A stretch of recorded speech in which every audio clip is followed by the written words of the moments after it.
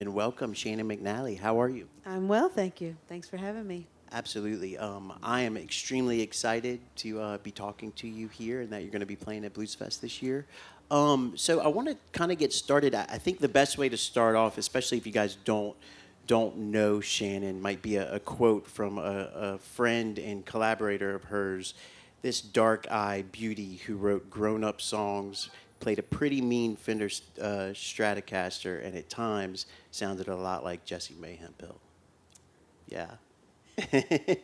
For Mr. All Rodney right, I'll take Cromwell. it. Yeah. So just tell us a little bit about what I think you have some current projects. Let's start there, and then we'll move backwards. I saw a video in the last few days. Yeah, I just put a single out, I guess Tuesday, a couple days ago. Um, I uh, I did a version of Magnolia, the J.J. Cale song, and it's just been my favorite song forever. I'm in between full record projects. I'm going to put a live record out in September, and I just felt, I don't know, it seemed like the thing to do at the time. So, and you know, normally I work with I work with great musicians, but I'm sort of moving into playing a lot more of the instruments myself when I record. I noticed that on the video, and then I saw where you had spoken to that somewhere else. I think on the company's website, maybe on the record company's, the label's website. But yeah, in the video, you can see Shannon kind of migrate from the guitar, and then I saw you playing the bass, and then I saw you at the keys. I played the bass. I played everything on the track, actually, and I just worked with a really great engineer. Yeah, I've never done that before, so, I mean, I've made demos that way, but I never put out anything that I played everything, you know. So it How was really fun. I was gonna ask, how was it? Because I also noticed in your career that you've been pretty spoiled to what I call riding in the Cadillac, like having a really great musicians behind you. Oh, I have been spoiled, blessed, and yeah, I mean, I've only ever worked with just my heroes and amazing, you know, the best of the best, from Dr. John to Jim Keltner and James Gadsden and Charlie Sexton. I mean, anybody, you know, really great musicians. So I just thought it was time after, you know, I made 13 records. So it's like 13 records. I've made a lot of records. I've made a lot of music, and it's just time to have and I can, you know, recording is different than playing live. You can stop, you can start, you can go back, you can do it again. You can, and so it was an experiment, just to A see beautiful where it experiment. was at, you know, and see how I felt, and it felt really good. So, worked with a wonderful engineer, and came together, you know, a little magic. So if you guys haven't seen it, you can go to YouTube to your channel, and the video's posted there. Beautiful video. Thank you. Yeah, absolutely. So is this a hint of maybe what's to come? Is that kind of a teaser for your next album, or what can we expect? Yeah, I think so. You know, I've my last project I did all Waylon Jennings songs, so I'm a little overdue for all original record. The pandemic got in the way, of course, like for so many people. So I'm backlogged with all these songs, um, and yeah, I've got that little rhythm ace, drum machine that J.J. Cale used for everything. So it's been very inspirational, and I mean, I doubt I'll play everything on the record. I do miss great drummers and great bass players, and but if I can do it, I will, and if I can't, then I'll get it in. But I'm working on a live. Like I said, I'm putting a live record out in September. That'll be sort of a comprehensive overview of of all my records, and um, and I'm working on an original record, which it'll just be timing, depending on when when it all comes together, and when there's a little hole on the calendar. So soon, within a year, I would say. Sounds good. So where are you currently living, Shannon? I'm currently in Nashville, Tennessee. In Nashville. So I, I think you've done quite a bit of moving around. Like, if we can, let's go all the way back. So where are you originally from? I'm originally from New York, All right. from Long Island. Yeah. Long Island, and you left. I think I saw that you did a stint in Paris. I went to school. I did. I went to college for a year in Paris at the Sorbonne, and but I went to Why? school in Why? I'm why? curious. Like how Well, did that I come to speak I pass? speak French, Tu parles so français? et oui, je parle français. Ouais. Je faisais mes études à Paris. Bah non, un an. But so it was just nice to do a real, a language immersion. I had the opportunity, so I went and then I came back. I was in college in Pennsylvania. Okay. Finished up. I got signed to a record label in LA. I went to Los Angeles to make records. So I have lots of questions. I'm curious, like pre going to Paris, like when did you pick up an instrument and start playing, start singing? About 12. Actually, before then, we had music in schools, and I probably played the recorder, and I think I played the violin. I know I played the violin all the way through to college. Haven't played it since then, which is terrible. But I picked up the guitar when I was 12, and and I started going to see big concerts. I lived about 5 minutes from Nassau Coliseum, which is I never did get to see like club shows until I was in college. I used to go we had arena rock, I'd go see the Nassau Coliseum, and we had Madison Square Garden was a half hour away, and Giant Stadium. So what kind of stuff was on the no, I'm aging myself on the cassette player before the CDs came out. Like what were you listening to in 12, 13, 15, high Well, I school? was one of those. I was a little geeky kid, and my parents had a lot of records. I didn't know any musicians.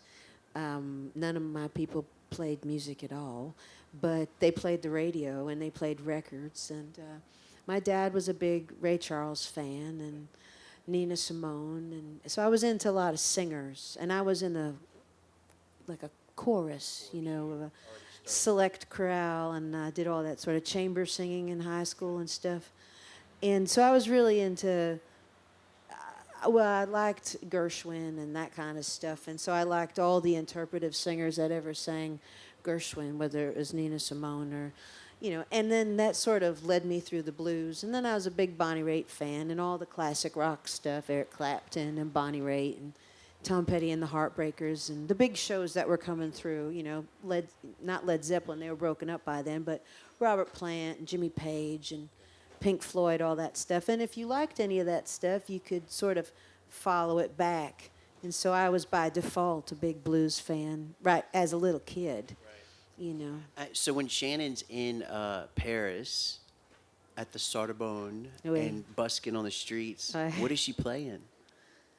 Some blues. I was starting to write songs, little folk songs, anything I could get under my fingers. I wasn't confident guitar player. It was such a man's world at that. It was a rock guitar world, and it was a little intimidating. I didn't have imagination that I was going to wake up and be Jimmy Page one day. I didn't have that kind of strut, Right.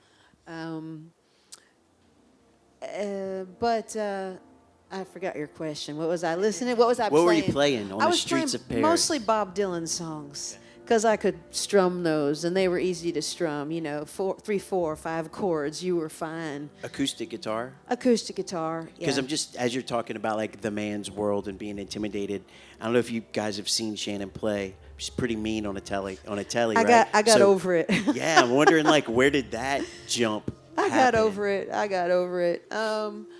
Well, I always had great support from just great players, and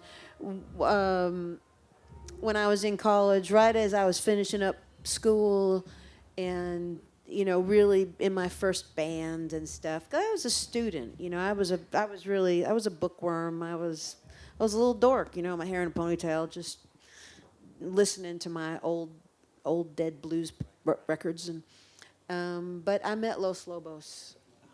When I graduated college. They came to Lancaster, Pennsylvania, where I was living, and they played this show. They played a little club date, and I knew they were there that day, so I went and waited for them to load in around noon, and I just made myself available. I said I was the green room attendant, and if you need anything, I'll go get it. Cigarettes or whatever you want. I'll just And I cleaned up the green room and I laid out their rider and then I ended up going with them to the Further Fest the next day.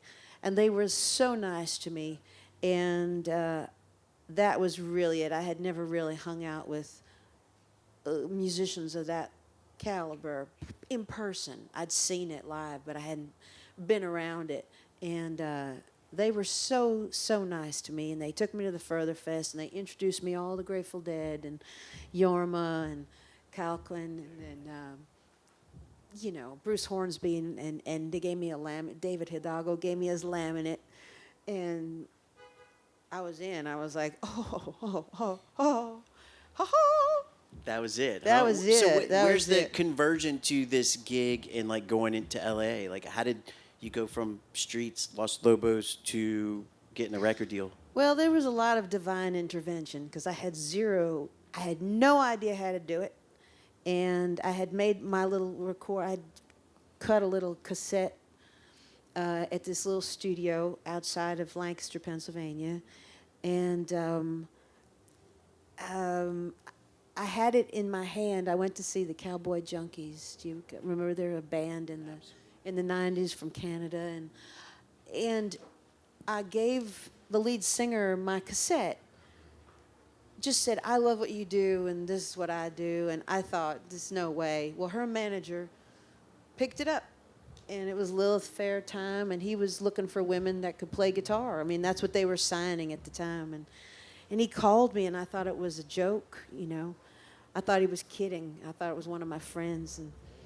And he just said, well, what are you doing? I said, well, I don't know. I made a 5-song EP. That's what I'm doing. And then I met Los Lobos like the same week, and he was in L.A., and they were in L.A., and I said, well, I guess I'm going to L.A., so I went to L.A. And he got me signed to a publishing deal, which was a terrible deal. Never signed a publishing deal right away, but I did, and then they introduced me to Capitol Records, and then it just boom, boom, boom, boom. It fell like dominoes. I couldn't even tell you how it happened. I don't know. And it seems like it's been rolling ever since, huh? Yeah. I mean, I think that, you know, I don't know that I knew what I was doing, but I knew my path when I saw it. So I always responded immediately. I would just, if I liked something, I just kind of light up. You know, it was like seeing Lobos. It was like, oh, let's go that way.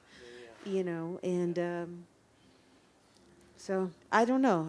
I've been lucky that way, but I also think I'm wired to do what I like. Yeah.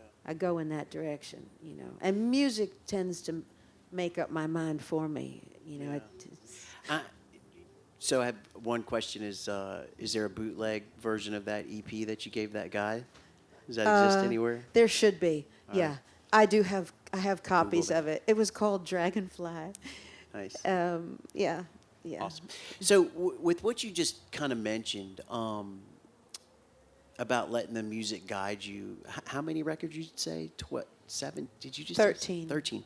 So, and they're all similar but different, right? And it seems, you know, I've seen other interviews with you, and we could go into great depths about each one. But I'm kind of curious if you could just give us a brief tour, like just from that place where you made that first album, and how you've let the music kind of guide you to where you are today. Yeah, I know, but you know, I don't really believe in classifications or genre. I just like what I like, you know, and I like great songs, and I have a voice that's mutable, so I just do what I want to do, you know.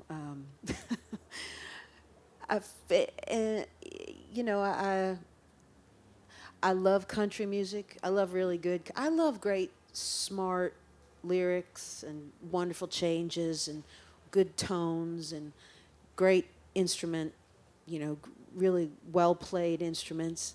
And I love the dynamic that happens between players when you get them all in the same room. And I've let that sort of dictate. I've done I've done 2 records where I really did a deep dive on one artist. Like I did a whole record of Bobby Charles. And then I did a whole record of Waylon Jennings. Just You want to give a quick plug for the folks that don't know the Bobby Charles record is? It's called Small Town Talk. Yeah. And I did that with Dr. John and with Bobby. It was when Bobby was still with us. And I'd met Dr. John like 10 times. All over the country at different events. He never remembered me, not once. And then the 10th time I went, I'm not saying hello again. I'm not doing it. I can't. And he, hey, Shannon, what's happening? He remembered me. And then I got a call from Bobby. It was Jazz Fest 2007. And they asked me, Bobby was going to do a show on the Lagniappe stage. And they said, hey, Shannon. And at that point, I knew Bobby pretty well because I'd cut Tennessee Blues. And then we got to be good buddies. You know, if I back up a little bit, I spent a lot of time in Maurice, Louisiana. And I lived in New Orleans. And I spent a lot of time in Maurice at Dockside. And that's how I met Bobby and how I got to be Doing buddies. what at Dockside? Like recording Making with records, recording. Okay. My Did you cut a record or working with other folks there? Both. I cut 2 records there, and I worked with other people, Terrence Simeon, and I did some stuff with Levon Helm there, and it was awesome. Cool. It's a great. I'm a Lafayette boy, and we have some other Acadiana folks in the crowd. So yeah. Oh yeah, Dockside's yeah. got No, a I huge one time pedigree. Lafayette, I was like, oh, I'm in. Yeah. Can I stay? I had to go back to New Orleans, but it's been a long trip. But. So was it L.A. to New Orleans? Was that your next stop for Yes. permanent Yeah. residence? Yeah. And I noticed in somewhere that you had mentioned kind of being a water sign and you I'm a pouring Pisces. pouring yourself into where you are. And I Yeah. definitely noticed that in your albums. That you can. On the Bobby Charles album, you could definitely hear that you were in New Orleans, right? And I mean, it's Bobby Yeah. Charles, right? Yeah. But I'm curious. So, how long were you in New Orleans, and what was that like pouring yourself into that? I mean, that city just. I don't know if I poured myself into that or it poured yeah. itself into me. I just, well, y'all know. I mean, New Orleans just chooses its victims, and or it's not a victim, but it's a I don't know what to call it. It was just overwhelmingly beautiful and fun, and it was so. It was the antithesis of Los Angeles, and I felt free and alive and happy and full, and it was great. There was no live music in L.A., and so in New Orleans, obviously, back, it was around 2000. I can't believe it's that long ago, but it was around 2000. You go to Tipitina's every single night, there was something amazing. Beside the other 180 other venues that had. Yeah, no, it was just so thick and full and. So I just thought, this is where I'm supposed to be. I was there about 6 years. Okay. Then you moved to. Katrina hit. I was married, and my husband's family was all from Mississippi, so we evacuated to Hattiesburg. Then we sort of jumped all around Mississippi, and I ended up in Holly Springs, Mississippi, which is just north of Oxford. That's where his people were from, and. It just got difficult with the house and the contractors and all the stuff. Yeah. So we were back and forth for a long time, and then we just kind of settled in North Mississippi. How long was that? I'm just curious. About 10 years before I moved to Nashville, yeah. But, I never felt like anywhere I ever lived, it was like I'm on the road, I'm traveling, I'm back and forth. I don't think my friends in New Orleans even knew I didn't live there anymore because I was back so often. And I was in Lafayette all the time and Austin and just constantly moving. Just hundreds of thousands of miles on vehicles. So how about, I mean, I know Mississippi has a deep, rich history of blues as well. I'm curious about was your soul still kind of in New Orleans, or did you pick anything up around that Mississippi area? Well, you never really get New Orleans out of your system. It doesn't really go away. You just go, well, I'm not there, but I'm it's here with me. But North Mississippi was, a force to be reckoned with as well. You had all the North Mississippi Hill Country Blues and Memphis and all that good stuff up there, and A lot, a lot of guitar playing, a lot more straight guitar playing, whereas New Orleans was a lot of rhythm and piano. And then up in North Mississippi it was more songwriters and guitar playing, straight guitar playing. And then Nashville, of course, is straight songwriters. And every now and then you're like, "Go, get me out of here! I can't stand it. It's I'm so curious boring." about that. You know, like going Don't from New tell 'em I Orleans said that. to Nashville, because like a lot of people go to Nashville to try to do something, and you've done something and went to Nashville. I'm just curious, after being in New Orleans, like what's that Well, like? at some point, It's different you know, flavor? the business is there, and at some point, you just want to make a living, you know, and so you know, and everybody kept saying, "You got to go to Nashville. You got to give it a shot." And I'm still on the road. I can still go where feed my soul and come back and make a living and just, you know, I feel like all the parts. I don't always know where it's all going, but I think all the parts end up leading to one thing, you know. And I'm an American artist. I really call all of North America mine. It's just, you know, why not? Yeah. So before we leave Mississippi, you know, I know that Black Irish kind of came out of that time, and Yeah. you had some adversity that kind of happened in your Yes. life. So do you want to talk about that a little bit, or just? Yeah. No, it's and I'm just okay. curious about how it influenced that record, and Well, you know, it's just life stuff. My mom had terminal cancer for 10 years. had she moved from? Yes, they'd come down from New York and they were living in North Mississippi around with me. And my daughter was born and my mom was ill. And, you know, and it was a lot of culture shock for them. Uh, Sometimes for me too. Yeah, there was some culture shock. Yeah, big time, really. And I was I was sort of moving towards going to Nashville and just wanting to do more as a songwriter. And I met Rodney Crowell. And Rodney Crowell is really one of the bigger reasons that I ended up in Nashville.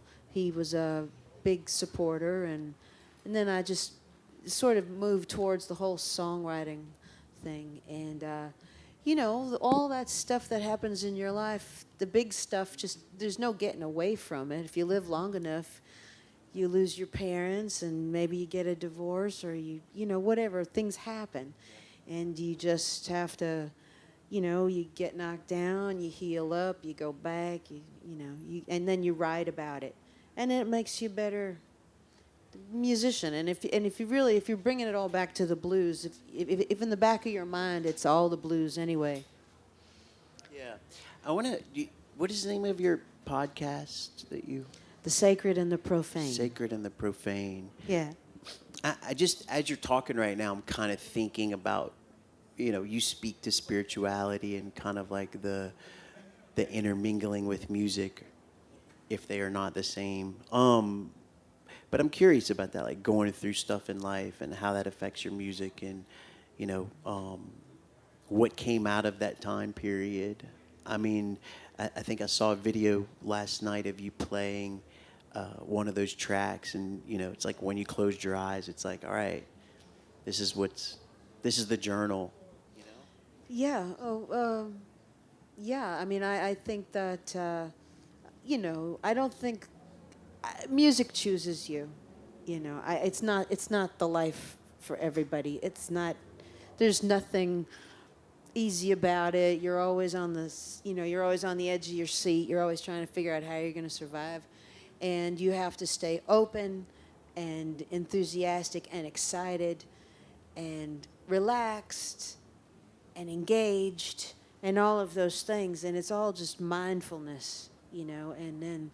And then all the great musicians that I've ever worked with were criminals and were completely disobedient, you know, terrorizers in their youth, and they were all maniacs, but they were these amazingly principled people. So it's that wonderful combination of disobedience and higher purpose and higher calling and keeping yourself open to the unseen, and a journey. Are you? I guess the answer would be yes, but I'm curious as to how one does that when it moves from like being able to do that on your own to being kind of your job and your livelihood and having to keep up. And does that make sense? Oh yeah, no, I have no idea. I'm also a mom, so and I try to and I make my daughter priority. I've watched enough rock and roll documentaries, and she's not going to be a casualty of this quest that I'm on.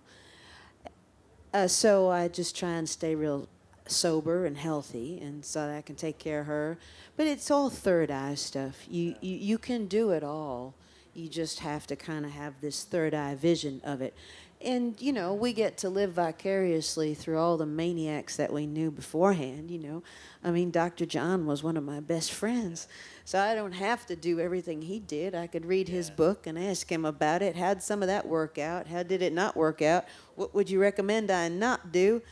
And what would you recommend I do? And I don't know. And then you just get up every day and you try and do what makes you feel good because you like to make other people feel good, and it's a channel. You just channel it. It's all a spiritual endeavor. Yeah, and I think that comes out through your music, which all of you guys can hear not too long after this, from 1:15 to 2:15 at the Visit Baton Rouge Swamp Blues Stage. Shannon, what is Shannon McNally playing right now when it's just her and she's put her daughter to bed and she's playing some guitar? What am I playing? Right now, just like what's going on lately? I've been writing. I've been just looking for changes. Just looking for those magic changes that the words will pop out of. I had I'm back to Bob Dylan. I'd kind of left Bob Dylan alone for a while. I needed a break. On the We streets of took a little Paris. time out, and but he's sort of this endless source of just amazing verses, and it's never dull. It's always moving. It's always so. I'm kind of back to that, and I've been listening to a lot of music in Spanish. There's some really, really nice contemporary music coming out of Mexico and Austin in the Spanish language that's just slamming good. Yeah. So Ever gonna get a tune in French? No? I would love to do it. And, actually, I had a friend of mine. He lives in Belgium, but he's French speaking. And he's a big fan of mine. I just had the opportunity to meet him. I was in Holland back in the fall. And his name is Luc, or Lucky. And he translated about 40 of my songs into French, and he just sent me the thing, a folder with all of them in French. And I was like, it's so exciting because I really, really would. I like languages, particularly French and Spanish, but so I was very excited about that. So I thought maybe I could recut some of them. Yeah, in looking French. forward to that. So I am feeling extremely lucky and spoiled to have been able to pepper Shannon with all of my questions. We're about to end, but I'm just curious if anybody out there has a burning question that you want to ask Shannon.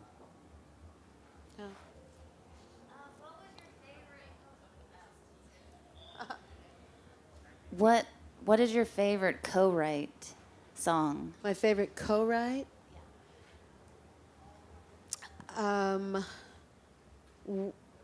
Well, I think it's probably with my friend Greg Leese. He's a great pedal steel player. I co-wrote Geronimo with him, and I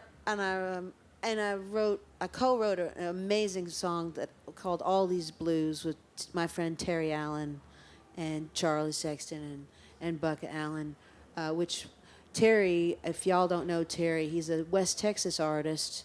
He's about 80 years old now, but he's an incredible songwriter. I mean, just like Guy Clark, great, and kind of a national treasure that so many people don't know. He's like Bobby Charles. If you know him, you love him. If you don't know him, you're like, who's this guy? And then you go, oh my God, how did I not know that? So I wrote that co-write with Terry Allen and Geronimo, I guess, with Greg Leese. So. Very nice. Thank you. Anyone else? Burning question? Shannon, I'm sure you've had a lot of just mind-blowing experiences through your journey, but is there any one or two pivotal points that really stand out that kind of marked you in your career? Yeah, there's been a few. I think one of the bigger ones was, the Recording Academy does this thing called Music Cares. They do, and every year for 25 years they feature, they do a big tribute to a major artist, and I got invited to be in the house band when they did the Music Cares Award for Bob Dylan, and I got to sing with Bruce Springsteen. Nice. And I got to sing Knocking on Heaven's Door with Bruce Springsteen, and Jimmy Carter and Bob Dylan were standing next to me.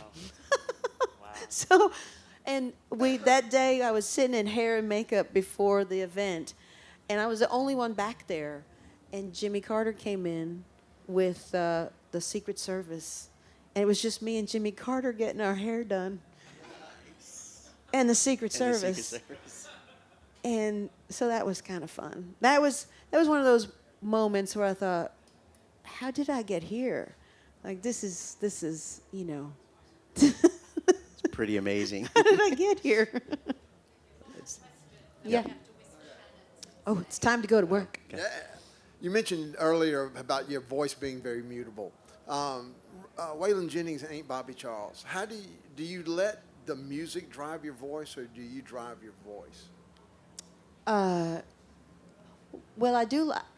It's a combination. I like languages, and I think of artists like a language. And I think we all speak to be understood. And since I've lived so many places, I just think of artists like another language. And there's not that many artists that I would do a whole thing of. They were very specific. And Bobby was so specific. And it was tied to Woodstock and the band. That was my way in. I didn't come in through the Swamp Pop. I came in through the band and through Woodstock, which was my home. That was my home. That was my happy place, So I think of an artist as a language. And if I think of it as a language, then and again, I don't feel like I choose them. I feel like they choose me or my instrument. And it just, I try not to intellectualize it too much. I just kind of get out of the way and think of myself as a trumpet or something, just sing it, because their entire message, it's the same frequency. I respond to the frequency of their message, and that's what happens, I think, without intellectualizing it too much. Yeah, I love it. Shannon, thank you so much for sharing a bit of yourself with us today, and we look forward to hearing you. You guys can catch her at 1:15 at the Visit Baton Rouge Swamp Blues stage. Thank you very much for having me. Thank you very much. Absolutely. Thank you, guys.